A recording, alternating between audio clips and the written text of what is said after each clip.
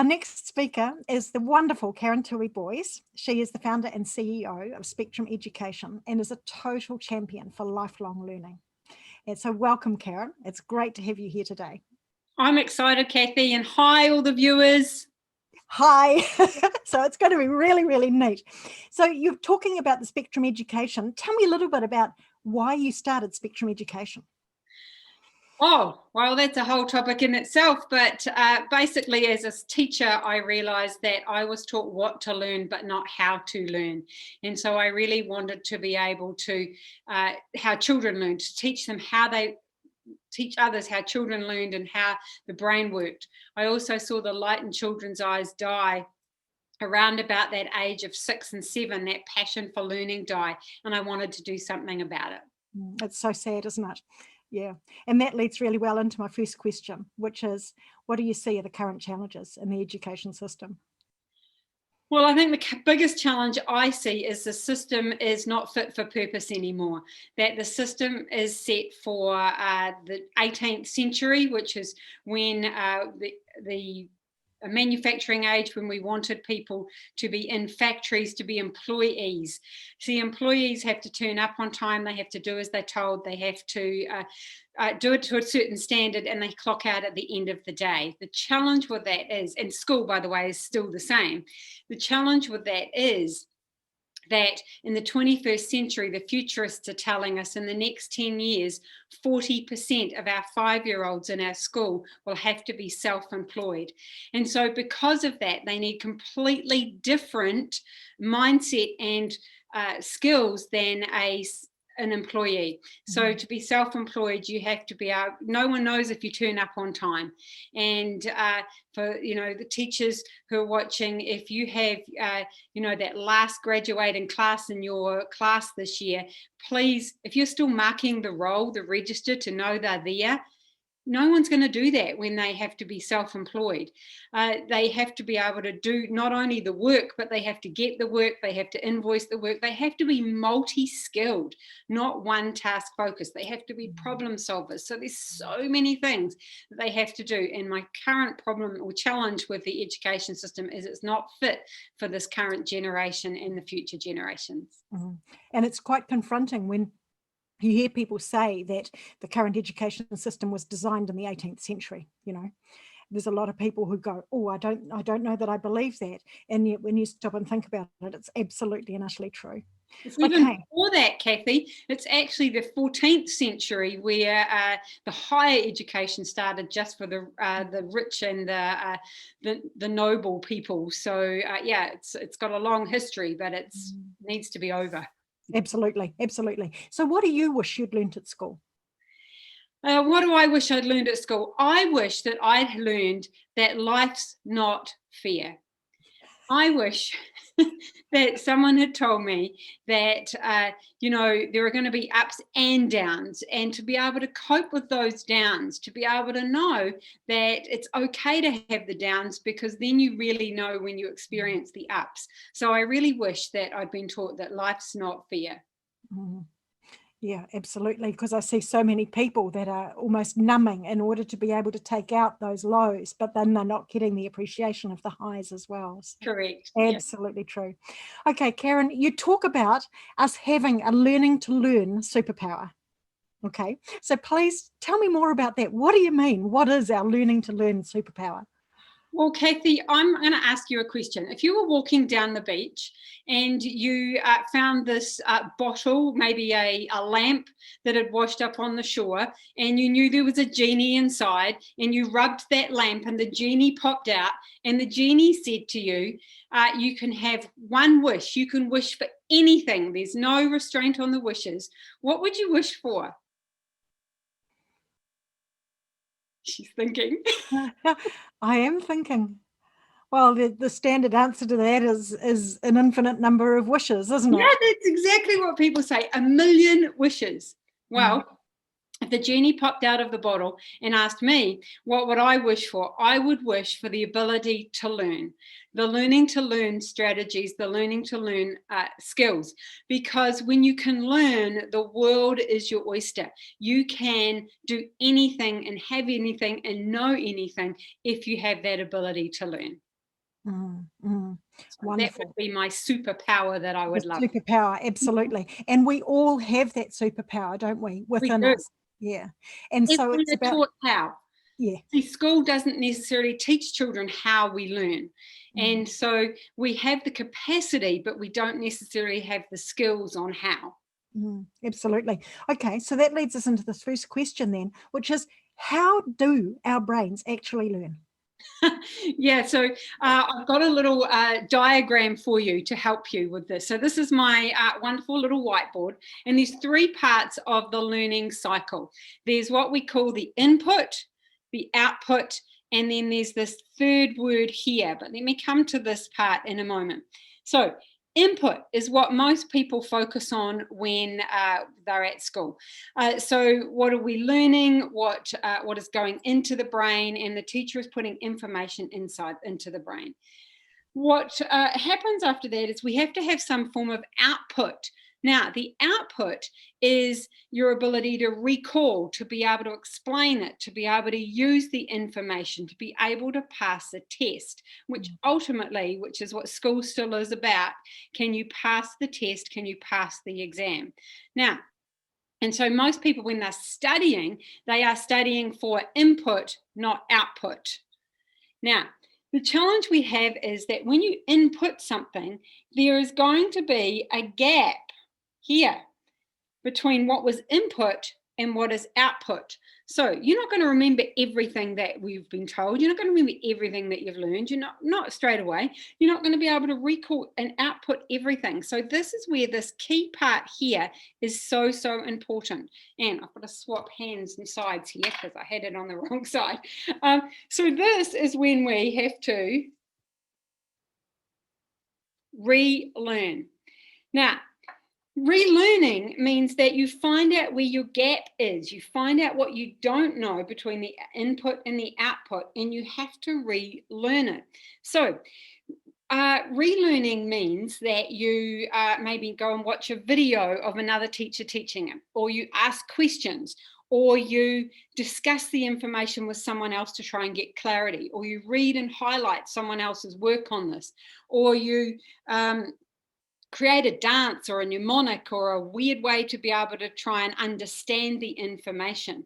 And then once you've done that, once you've found the gap that you don't understand, then we go back to, well, that is have to go back to more input. And then you check, what is your output again? And there will probably still be a gap. And then we have to relearn again. And so this is the challenge we have in schools. And for this learning to learn superpower is most people aren't aware that it's about output and relearning.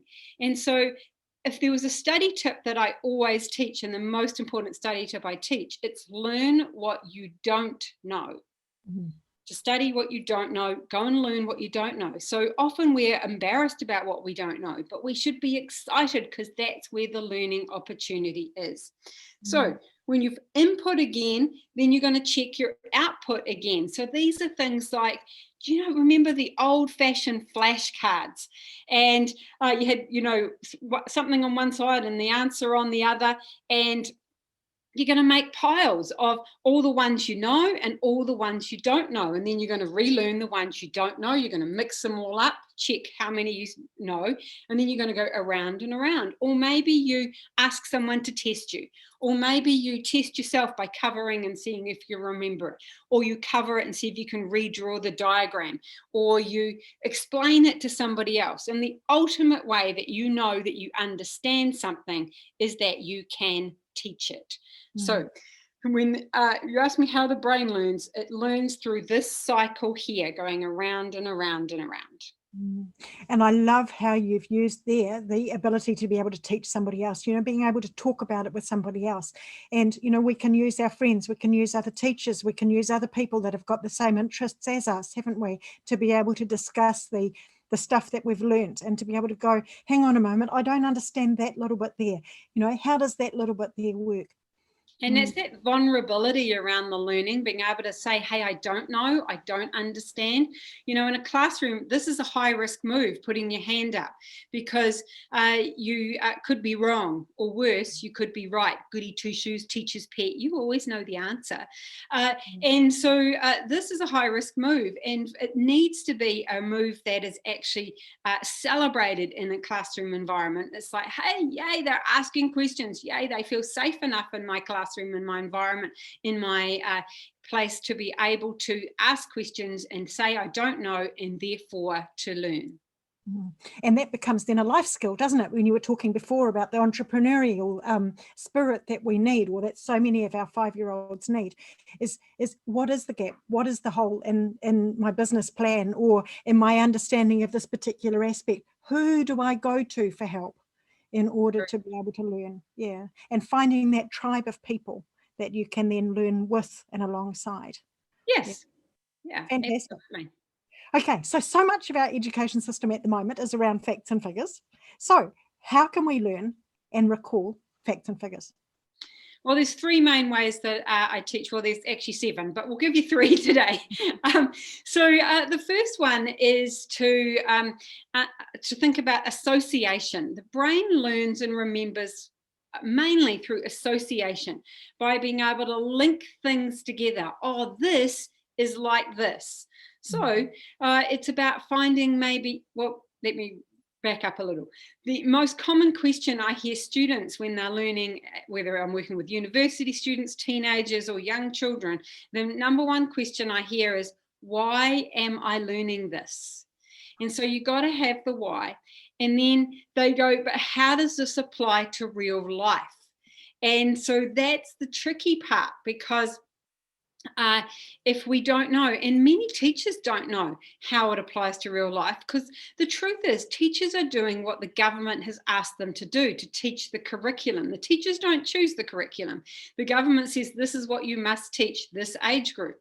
So finding associations, finding out how is trigonometry useful in real life. And so, you know, another superpower that we all have now around our learning to learn is called the internet. And we can just go trigonometry in real life, boof, and in 1.2 seconds you'll get 2 billion hits as to why trigonometry is useful in real life.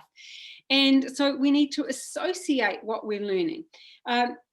Oh, it's gone out of my head. I can't remember which Shakespearean play it is, but one of the Shakespearean plays, you might know, Cathy, one of the Shakespearean plays has been used as the basis of The Lion King.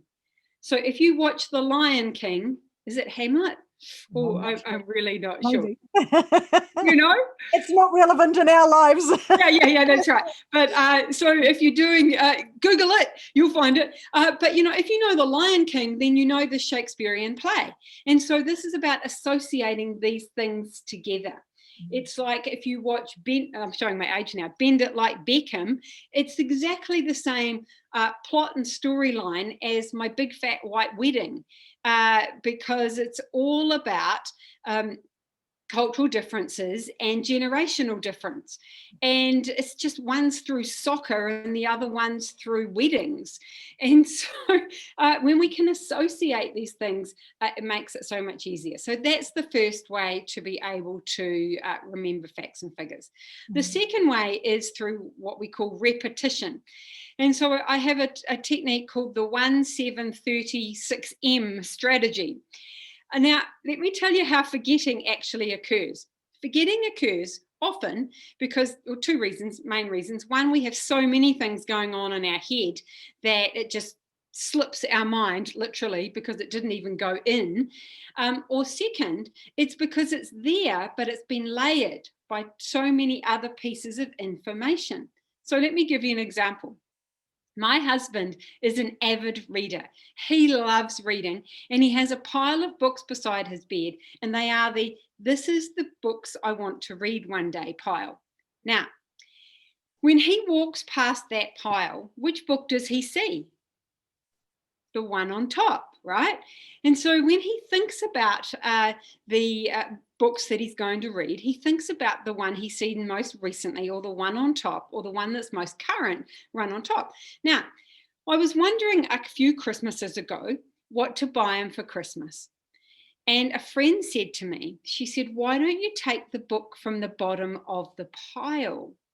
So when he's not home, I go up to that pile of books and I carefully pull that bottom book out. I dust it off because truth is it had a bit of dust at the back. And so I dusted it off. I wrapped it up and gave it to him for Christmas. And he opened that parcel and said, wow, I've always wanted to read that book, and put it on the top of the pile. Now, he had no remembering, no recollection of him having ever owned that book, because he just hadn't had any repetition of it, because he continually looking at the top one. Now, I'm wondering about next Christmas, whether there's a jersey in the bottom of his drawer. I'm wondering if I can get away with regifting. No. I don't think it'll work twice, but the repetition schedule, if you truly want to remember information, and this actually the research comes from John Medina in his 12 Brain Rules book, says you need to go over the information to keep it into the brain one day later, within 24 hours. So within 24 hours, you need to tell somebody about it, you need to read your notes, or you need to do something with the information. So one day later, within 24 hours. Next, you then need to go over it 7 days later. Oh yeah, you can count. 7 days later. So a week later. So go back over. Do you still remember it? Do you still know it? By the way, this is why cramming for an exam doesn't work, because we try and shove it all in at once, and you get there and it's as much as you fill the cup, it's overflowing and you can't remember it all. So you need to take spaced repetition. So one day, 1 week, the next one is 30, which is 30 days, or 1 month. So 1 day, 1 week, 1 month, and then every 6 months, if you truly want to remember the information. So, Cathy, I know when your children are a bit older now, and my son just celebrated his 21st birthday, and I wanted to appropriately embarrass him, but didn't, because he said he would walk out. So anyway, I've been going through some old books and some old photographs, and it's absolutely amazing 21 years later how much I don't remember of his childhood. And I'm so pleased I kept those books, and I kept the tickets, and I kept everything, and wrote little journal notes. And now I go back and go, wow, and I can remember so much of it. But that's because I haven't had 1 day, 1 week, 1 month, particularly every 6 months, repetition of that information. So you want to keep going over and over and over it. So. And this works for so many things, doesn't it? It works not just for your facts and figures and those sorts of things, but I've spent a lot of my life learning languages. And if you don't use a language, you lose it. And it's exactly the same, isn't it? It's still there, but it's so much harder to access. So, you've talked about several things in there. You've talked about that constant revision, but you've also talked about looking for patterns with other things that you have learned. Where are the similarities and stuff? Because our brains love being able to find those links. It makes it so much easier for us to access them, doesn't it? Absolutely. So yeah, so it's that association, or that linking things together. It's that repetition, the 1 day, 1 week, 1 month, or up to every 6 months, if you want it to stay in the brain. And from a neurological level, what you're doing is increasing the myelination, which is the speed, which is the fatty tissue that allows the speed of the processing to happen. And so the more times we go over and over and over something, the faster the recall will be. The third one is to be able to study or learn in small little parts. And I sort of mentioned this before, cramming for an exam, for a test, trying to shove it all in the night before, it doesn't work, because the brain needs time for processing. And so I suggest that you study or learn or try and remember something for 20 minutes and take a 5-minute break. 20 minutes and take a 5-minute break. We call it the Study Smart method. And we have an app called the iStudy Alarm, which the viewers can download onto their phones or their iPads or their devices for free. And it does exactly that. It times you for 20 minutes and gives you that 5-minute break. Now, it's what you do in that 20 minutes is important, but it's the 5 minutes that's equally as important, because that break time is when the brain actually does the processing. That's when your brain actually takes all the information and makes it make sense. That's when the brain starts sorting it out and starts making it, associating it together. It starts linking it. It starts doing a whole lot of magic while you are seemingly doing nothing. Woohoo, superpower. Yeah, absolutely. And that's continued overnight, isn't it? You know, when our brains are not only being regenerated and those links being made, but also our bodies are being refreshed and so on. So that's so much a part of this as well, isn't it? When we're studying and when we're learning things, is to be able to look after our physical health, our mental health. Yeah. I've just recently learned this new neuroscience, and it's fairly new neuroscience, that we know the sleep cycles are about 90 minutes. And so it's the ideal sleep is to have 5 sleep cycles. And that's not new, but the new part is, so that's about 7.5 hours. So the first 3 sleep cycles, that's where your brain is actually processing the information. That's where your brain is doing the learning in those first 3 sleep cycles. In the the last 2, the last 2 sleep cycles is where your brain is used problem solving and creativity. And so I found that really fascinating. So we need to get good quality sleep for the brain to be great at learning. Absolutely. And that leads really well into the next question, which is, you know, we need to be able to set up our environment so that we're getting really good sleep and things. But how do we set up our learning environment?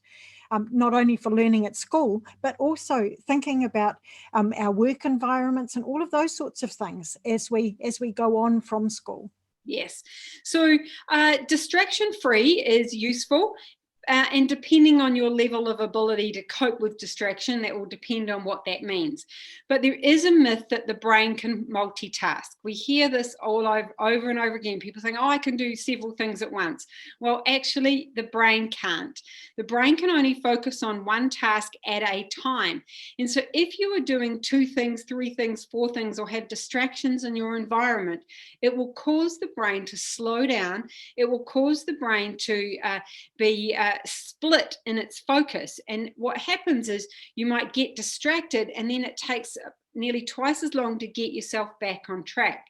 So in any environment that you want your brain to be learning at its best, to be able to be thinking at its best, distraction-free is important. Now, that's the first one. Lighting is important depending on your age as well. So if you are a teenager, low lighting, in fact, if you're under 25, so not only teenagers, if you're under 25, which Cathy and I are not, we're just out of the 25-year-old age group, right? So if you under the age of 25, you want low lighting, not bright light. And so this is true for 70% of the population of under 25-year-olds, because bright light is actually really harsh on the eyes and actually causes strain. Did you know that in Hong Kong, it's so prestigious to have children reading at the age of 5. Parents start teaching them at 2 and 3 years old to read. But 95% of children in Hong Kong wear glasses because their eyes have been stretched beyond the capacity they're designed for. And now I wear glasses, but that's because I'm over the age of 40. Because something changes in your eyes around about that age of 40. It changes at 25, and again it changes at 40. So low lighting best if you're under 25. If you're over 25, and the further you are away from 25, the brighter light you need. And so those of us a little bit older will know that you go to a restaurant now and you can't read the menu anymore because the lights are too dim. And thank goodness, I was looking for my phone, I don't know where I put it. Thank goodness we have a phone that we can now shine the torch and read the menu, because lighting is important. The other one is, and this question gets asked of me all of the time, and that is around music. Is it okay to have music playing in the background when I'm learning, when I'm thinking, when I'm trying to concentrate? And the answer is yes and no. And the answer really is, it depends. Again, your brain is a learning machine. It's designed to learn. So if there are words, your brain will always listen to the words. So if there are words to the song, your brain will automatically be listening to the words. What that means is, again, back to that multitasking thing, that if your brain is listening to the words, it cannot be listening to the information, or thinking about the information that you're trying to remember, or read the information that you're trying to remember. Actually, have you ever done this? Have you ever read to the bottom of the page and you have no idea what you've read? Or you've ever found yourself reading the same line over and over and over again? That's because the brain was bored. You're reading too slow and the brain gets bored, and the brain goes, oh, I wonder what we'll have for dinner. Oh, and I must ring so-and-so, and I must download that iStudy alarm, and your brain starts thinking about other things. Your eyes are still doing the work, reading, but the brain is not taking it in. So this is exactly what I'm talking about. So if you're listening to the words of the music, you shouldn't have music with words. Ideally, you want either silence or something like Baroque music, which is around 60 beats per minute. It's a classical music without the words, and it's a slower beat, which entrains the heart to slow down the brain to a long-term memory state. However, if you put the music on and you don't hear the music, then that's okay. Now, there'll be viewers saying, what's the point of having music if I don't hear it? And you're probably the people who shouldn't have it, because if you don't hear it, what it's doing is it's creating what's called white noise. Now, I don't know if you've ever done this, but have you ever been in your kitchen and suddenly it gets deathly silent? You're just pottering around doing it, and then suddenly it's deathly silent, and why is it so quiet? And you realize that the fridge stopped whirring, or the microwave had stopped, or the fan has stopped, or something that you hadn't even noticed has suddenly stopped. So that's what I'm talking about. That's called white noise until you're aware of it. So many people use music for white noise. And the third thing that's really important around your study environment is having a place that's yours, or a place that's yours to work. Now, I know there's a lot of modern hot desking going on, and people who just come to work and go, here's where where shall I sit today? And that's great for some people who like variety and who like change. But most people, particularly when you're trying to learn, most people like to be in a familiar place, and a place that is your place. So having your seat, your place. So I have a place where I write. I have a place where I eat my dinner at the kitchen table, which are two different places at my kitchen table. So I don't write where I eat, and I don't eat where I write.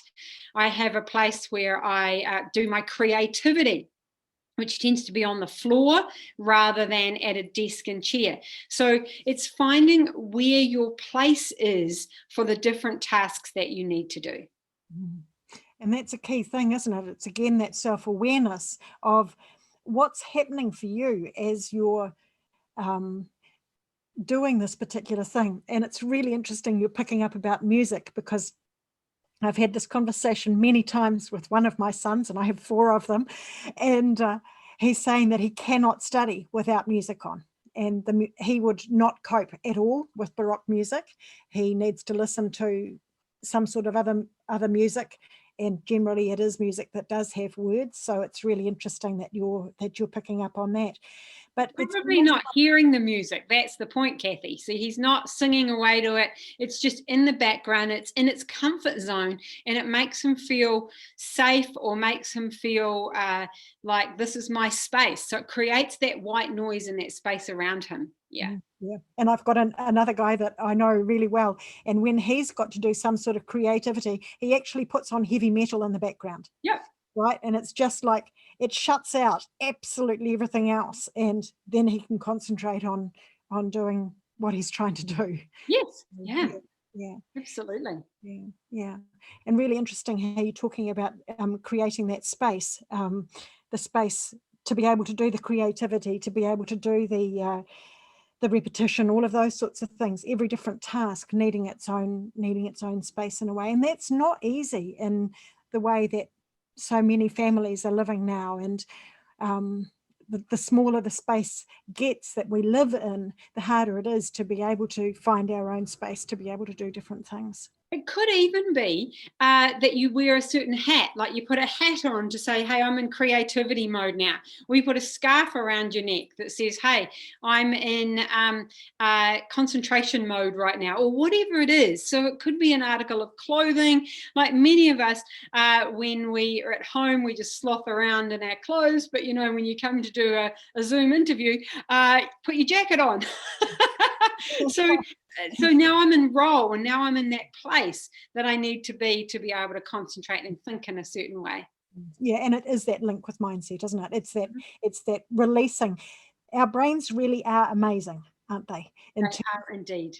Yeah, in terms of how we are, how we be each day can so much affect the outcome of what we're wanting to do. Yeah, and that ability to be able to metacogitate, think about our thinking and be aware. You mentioned it earlier, that having the body awareness of what's happening in your body, having the awareness of what's happening in your mind. And when you can do that, it's easier to be able to navigate the challenges that you have in your learning and in life. Yeah, absolutely. And that leads into, again, this awareness of our bodies, isn't it? Is the awareness of our emotions, the awareness of how we're feeling, and the ability that we have to actually change how we're feeling by being aware of our thoughts. And that takes us into a whole nother plan, but Cathy, the next one. Yeah. Absolutely, because I know that you've done a whole lot of work on that. So yeah, and it's again that awareness. The more that we can be aware of our thoughts, the more that we can be aware of what we don't know and what we need to carry on learning about, the more that we can be aware of how the different places that we're sitting in as we're studying affects our mood, affects what's going on with us, the stronger and the more superpowers we develop. Isn't that right? Yes, absolutely. Yeah. So thank you very, very much, Karen, for sharing that today about your Learning to Learn superpower. And I hope that everybody on the call gets to learn more about how their superpower works for them, because it is different for every single person. We need to find our own keys, if you like, and that's taking the information that you've given us about how our brains learn, and then to be able to go, okay, this is what I'm going to do, this is what works for me, and go off and be a super person. Yeah. So Cathy, as part of my offering to the viewers, I've got a couple of articles that they can download about how to hack their memory, how to hack their learning superpower. So they're my gift to you. Fantastic. Thank you so much for that. And so many people are into hacking all sorts of things, because when we're time poor, we just need to make it happen, don't we? So thank you so much for that. My pleasure. Thank you. Thank you.